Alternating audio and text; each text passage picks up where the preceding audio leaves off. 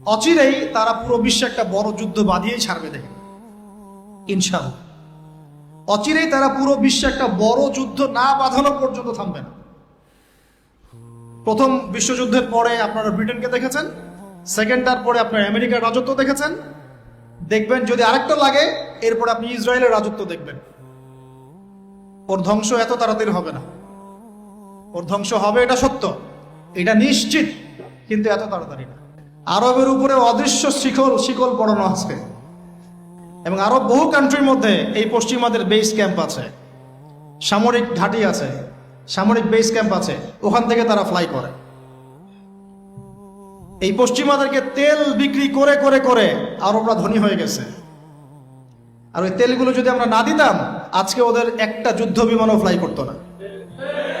তারপরেও কিছু কি শব্দ ইউজ করবো জানি না, বলতে গেলে ভাই বেশি বলে ফেলবো, তখন আমার তাজকিয়া নষ্ট হবে।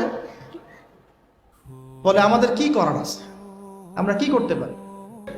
ওদের এই মাজলুমদের চিৎকার ওদের কান পর্যন্ত পৌঁছায় না, কারণ তাদের মসনদ টিকে আছে ইহুদি খ্রিস্টানের সমর্থনে।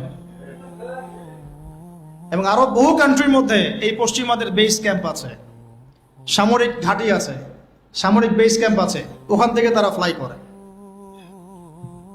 এই পশ্চিমাদেরকে তেল বিক্রি করে করে করে আরবরা ধনী হয়ে গেছে।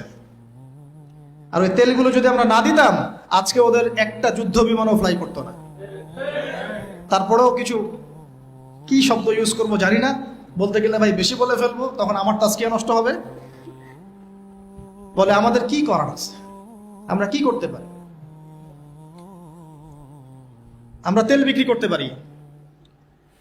এমনকি তাদের যে বুদ্ধি পরামর্শগুলো আছে, এই বুদ্ধি পরামর্শের আদলে, পশ্চিমা আদলে রাষ্ট্রগুলোকে গড়ে তোলা হচ্ছে।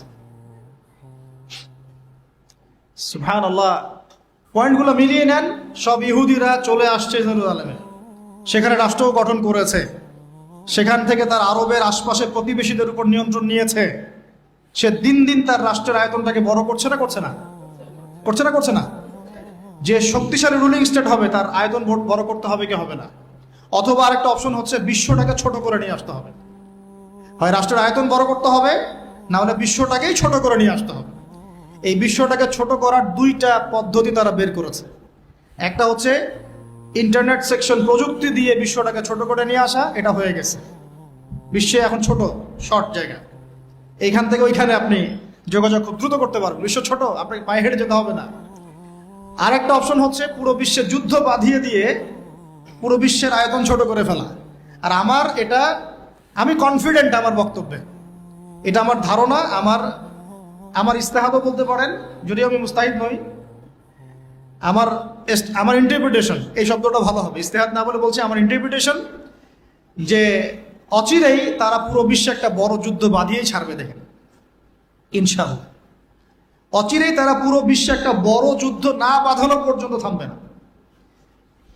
প্রথম বিশ্বযুদ্ধের পরে আপনারা ব্রিটেনকে দেখেছেন, সেকেন্ডটার পরে আপনার আমেরিকার রাজত্ব দেখেছেন, দেখবেন যদি আরেকটা লাগে এরপর আপনি ইসরায়েলের রাজত্ব দেখবেন। ওর ধ্বংস এত তাড়াতাড়ি হবে না, ওর ধ্বংস হবে, এটা সত্য, এটা নিশ্চিত, কিন্তু এত তাড়াতাড়ি না।